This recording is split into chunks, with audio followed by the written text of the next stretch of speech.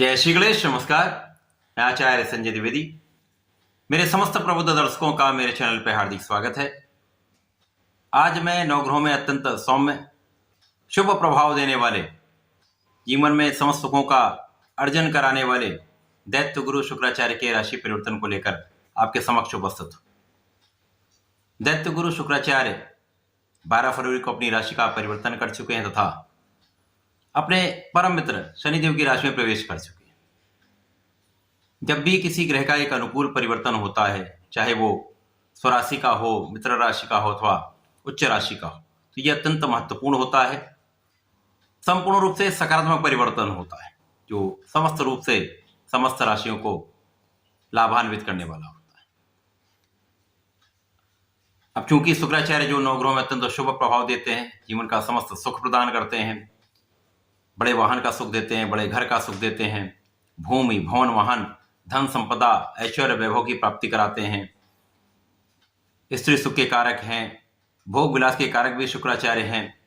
जितनी भी बड़ी इंडस्ट्री है, जितना भी बड़ा व्यापार है, कार्य क्षेत्र में बड़ा नाम है, व्यापार में बड़ा नाम है, इसी प्रकार से कला जगत का सर्वश्रेष्ठ लाभ जिनको मिलता है, उसका संपूर्ण कार्यकत्व शुक्र के पास है।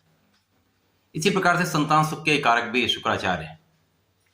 तो शुक्राचार्य का परिवर्तन सदा ही अत्यंत महत्वपूर्ण भी होता है, विशेष भी होता है। अब क्योंकि ये एक बलवान स्थिति में परिवर्तन हो रहा है, तो एक बड़ा परिवर्तन है। आज मैं कुंभ राशि के लिए, जो शनिदेव की ही राशि है, शनिदेव की मूल त्रिकोण राशि,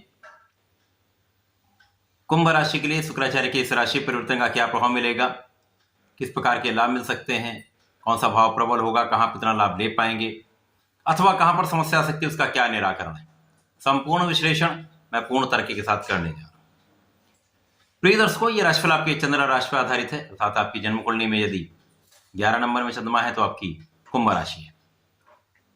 कुंभ राशि के लिए यदि हम स्थितियों का अवलोकन करें तो यहां पर शुक्राचार्य सुख के स्वामी तथा भाग्य के स्वामी, सुखेश भाग्येश का गोचर द्वादश भाव में हो रहा है। अब जैसा कि जो सी नियम है, जो त्रिक भाव है, द्वादश भाव है, वहां पर समस्त ग्रहों का प्रभाव निर्बल हो जाता है, परंतु शुक्राचार्य को द्वादश का कार्यकत्व प्राप्त है, तो यहां पर बहुत कुछ निर्बलता प्राप्त नहीं होने वाली।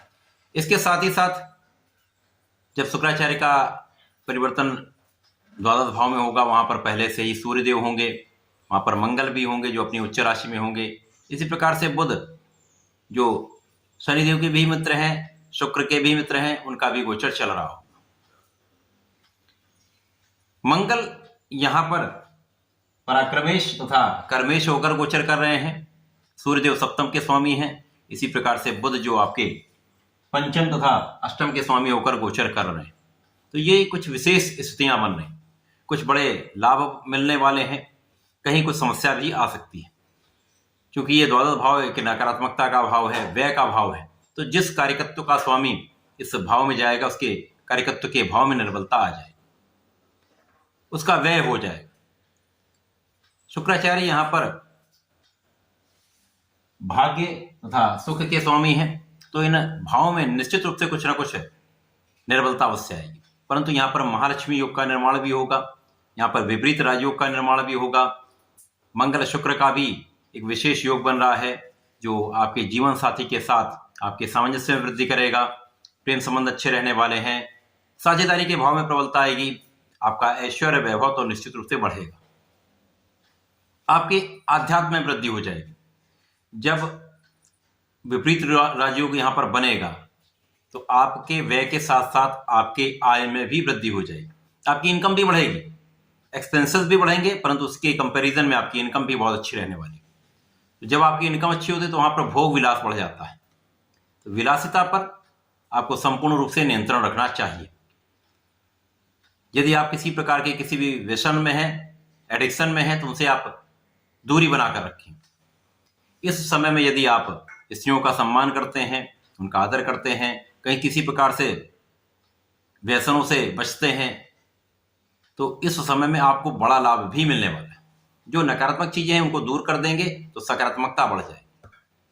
विशेष रूप से आपके अध्यात्म का भाव प्रबल होगा, जहां पर आप विशेष ध्यान देंगे तो इस समय में आप बहुत संतुलित रहने वाले हैं। आपके मन का भाव अत्यंत प्रबल रहेगा, आपकी आध्यात्मिक शक्ति का प्रभाव आपके बुद्धि के बल को प्रबल करने वाला होगा। आप बहुत धार्मिक रहने वाले हैं, धार्मिक यात्राएं भी कर सकते हैं, विदेश यात्रा का संपूर्ण योग बन रहा है तथा यहाँ पर आपका रिसर्च वर्क, आपका कैलकुलेशन, आपकी गणना का भाव अत्यंत श्रेष्ठ रहने वाला है। आप कुशाग्र रहने वाले हैं। यहाँ पर मंगल बुध का प्रभाव, यहाँ पर जो कि पराक्रम के स्वामी हैं, कर्म के स्वामी हैं, यहाँ पर कुछ निर्बल होते हुए भी आपके कार्य क्षेत्र में बहुत निर्बलता आपको नहीं प्राप्त होगी। लोगों का कहीं ना कहीं सहयोग आपको प्राप्त होता रहेगा, जिसके कारण आप अपने कार्य में आगे बढ़ते चलेंगे। यहाँ पर कुछ विवाद की स्थिति आ सकती है यदा कदा। यहाँ पर आपको अपने वाणी पर नियंत्रण संपूर्ण रूप से रखना होगा, सोच विचार कर बोलना होगा। यदि आप सोच विचार कर बोलेंगे, वाणी पर नियंत्रण रखेंगे तो बहुत समस्या नहीं आने वाली। सूर्यदेव का एक दिन के लिए ही यहाँ पर चतुर्ग्रही संयोग होगा, उसके पश्चात वो लग्न में चले जाएंगे, तो यहाँ से आपके अंदर एक प्रभाव बढ़ जाएगा, आपकी क्षमता में वृद्धि हो जाएगी, आपका सामर्थ्य बहुत बढ़ जाएगा। तो शुक्राचार्य का सूर्य के साथ जो एक दिन का प्रभाव था कुछ निर्बल था, जिसके कारण कुछ शारीरिक समस्याएं भी थी, कुछ तनाव भी था, परंतु सूर्य का परिवर्तन जब लग्न में हो जाएगा तो शुक्र का प्रभाव अत्यंत विशेष हो जाएगा। यहाँ पर आपके रोगों से भी आप मुक्त होंगे, शत्रुओं पर भी संपूर्ण विजय प्राप्त होगी, आपके धन का मार्ग प्रशस्त होगा, कार्यक्षेत्र के नए अवसर आपको प्राप्त होंगे, व्यापारिक भाव प्रबल हो जाएगा। परंतु यहाँ पर आपको बड़े लोन लेने से बचना होगा। इस समय में आपको बड़े ऋण से बचना होगा।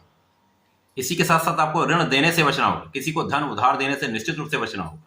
यहाँ पर यदि आप किसी को धन दे देते हैं, धन की वापसी संभव नहीं, उसके कारण विवाद भी हो सकता है, तो यहाँ पर आप इन सबको अवॉइड करना पड़ेगा। स्वार्थी मित्रों से बचेंगे, संतुलित रहेंगे, खाने पीने पर पूर्ण नियंत्रण रखेंगे, तो ये समय आपको आध्यात्मिक, मानसिक, शारीरिक रूप से बहुत स्वस्थ रखने वाला है, आपको अत्यंत प्रभावी बनाने वाला है, आपको बहुत आकर्षक बनाने वाला है, आपकी क्षमता में वृद्धि करने वाला है, आपके कार्यक्षेत्र में सफलता देने वाला है। लेकिन यहाँ पर संपूर्ण रूप से लोगों का सहयोग तो आपको प्राप्त होगा। आपके अंदर एनर्जी का जो भाव है वो अत्यंत प्रबल रहेगा। अब चूंकि यहाँ पर मंगल भी है तो तात्कालिक रूप से एक मांगलिक दोष का निर्माण भी हो रहा है, परंतु शुक्र का प्रभाव इस दोष का समन कर रहा है, तो बहुत कुछ बड़ी समस्या नहीं आने वाली। शुक्राचार्य जो भाग्येश हैं, द्वादश भाव में होंगे, उतनी प्रबल स्थिति नहीं है, परंतु यहाँ पर कुछ विशेष योग बन रहे हैं, जिसके कारण भाग्य का साथ भी आपको मिलता रहेगा। जब बहुत बड़े लाभ आप नहीं प्राप्त कर पाएंगे इस समय में, परंतु आपके साथ कहीं बहुत बड़ी निर्बलता भी नहीं आने वाली। कहीं ना कहीं ये माह आपके लिए संतुलन बनाने का है। आय व्यय का संतुलन बना के रखेंगे तो बड़े समस्याओं से भी बचेंगे। सोच विचार कर आपको एक्सपेंसेस करना चाहिए, व्यय करना चाहिए। इसके साथ ही साथ माता पिता से कुछ दूरी हो सकती है, माता के स्वास्थ्य में कुछ निर्बलता आ सकती है, जहां आपको ध्यान देने की आवश्यकता होगी, लेकिन लोगों का संपूर्ण सहयोग आपको प्राप्त होगा। आपके सुखों में कुछ आप व्यय कर सकते हैं, सुखों की वृद्धि कर सकते हैं, भूमि भवन वाहन में आपका कुछ व्यय हो सकता है।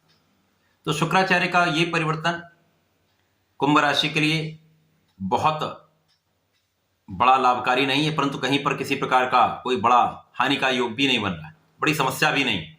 परंतु इस समय में आपको निश्चित रूप से प्रत्येक शनिवार को भगवान भोलेनाथ पर जलार्चन करना चाहिए, दुग्धाभिषेक करना चाहिए, तथा यहाँ पर यदि थोड़े से शहद का अर्पण करते हैं तो इस समय विशेष लाभ की प्राप्ति आपको।